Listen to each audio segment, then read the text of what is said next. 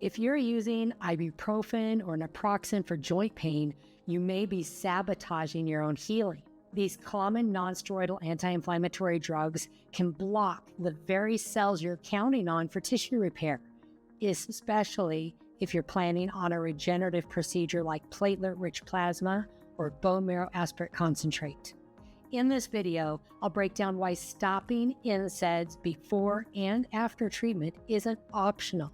It's critical to your results. I'm Dr. Tammy Penhollow, a joint and spine care specialist, and we will be talking about a very common drug, the non-steroidal anti-inflammatories.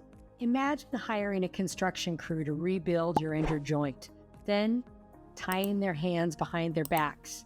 That's what non-steroidal anti-inflammatory drugs do to your body's healing cells. Let's go back a little bit further. What are the NSAIDs?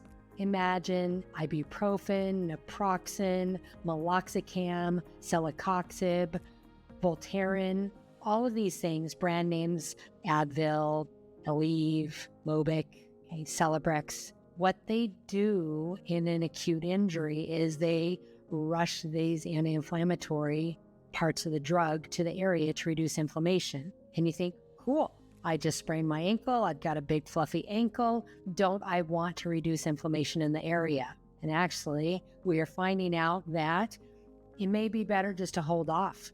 It may be better to say, okay, if I've got inflammation at the area, I can potentially put a little ice on it if I've got an ankle this big and it should be this big, because you do want to get good blood flow to the area. But just popping that anti-inflammatory medication is actually prolonging the healing process, and it decreases the body's response to the injury. So you may actually get inadequate healing, weaker tendons, weaker muscles, weaker joints as a result. I know a lot of people take these non-steroidal anti-inflammatories as their maintenance drugs. They may have said, yeah, I started it when I first twisted my knee, and I've been on it for the last 3 or 5 years. That's not how NSAIDs are meant to be used. And we're finding that they're not exactly as benign as we thought they are. You know, I was active duty for 12 years, and my corpsmen and the Marines called it Motrin, vitamin M. Everybody was on vitamin M because who doesn't have aches and pains? You were packing around huge loads on your work. You're working well over 12, 14 hours a day. You get these musculoskeletal injuries and you got to stay out on the job. So a little vitamin M goes a long way. Again, not benign. And from an internal medicine standpoint, there are known things such as non-steroidal anti-inflammatories double your risk of hospitalization due to heart failure. Non-steroidal use in a person greater than 65 years old doubles the risk of an acute kidney injury in the next 30 days. So why do we use it so often? Well, it's easy, it's cheap, it's over the counter, it's something that you don't need a prescription for, and we thought it was okay. But they really were never meant to be used more than maybe 3 to 10 days. Yes, they can be a non-opioid alternative, and yes, they can help you get back to your activity faster, but behind the scenes, again, we're finding that the kind of healing that occurs is not as good when they're on board. For example, in a fracture, a broken bone, it can slow the bone healing. You can actually get non-union, meaning that the fracture should come together like this, and it does not. There's either a gap between or it's off. It can be a delayed union, meaning it's slow to come together, or you can get a pseudoarthrosis, which is like a partial healing. This is because the non-steroidal anti-inflammatories inhibit prostaglandins. And studies have shown that the higher the dose of the non-steroidal and the longer the use of the non-steroidal, it increases the risk of this impaired bone healing. Similarly, in soft tissues, such as tissue of the tendons or the muscles in an acute muscle strain or sprain, because it inhibits the prostaglandins, it inhibits the healing of those soft tissues. In a regenerative medicine standpoint, so why do I have you stop your non-steroidal anti-inflammatories for 2 weeks prior to collecting your blood or collecting your bone marrow? And why do we want to stay off at least 2 weeks? Ideally 6 weeks, or actually really ideally you don't come back on, because the nonsteroidal anti-inflammatories inhibit COX.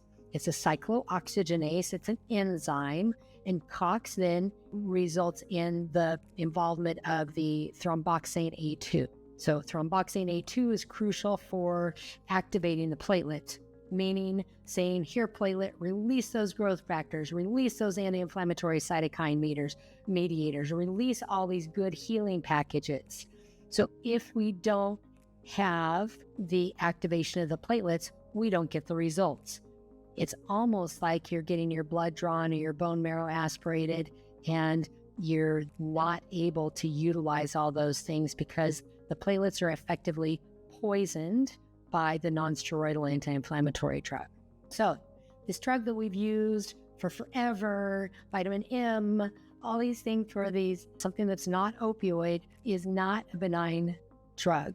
And when somebody asks you to come off of the nonsteroidal anti-inflammatory because you're getting ready to have surgery, that's because they don't want you to bleed, because those platelets are poisoned. Platelets are responsible for aggregating or coming together and forming a clot so that you don't bleed at your surgical site.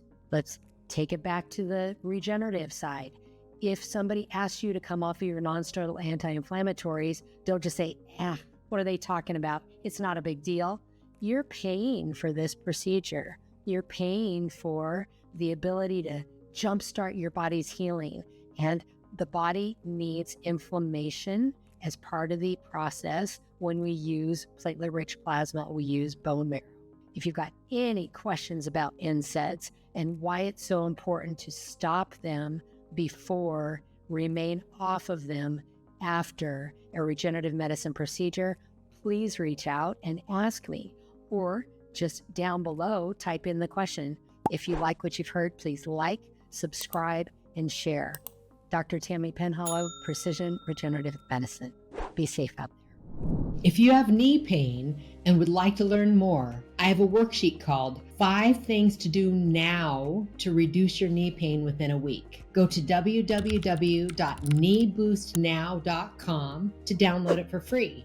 I'd love to hear from you, so please like, subscribe, and comment below so I can help you get out of your knee pain.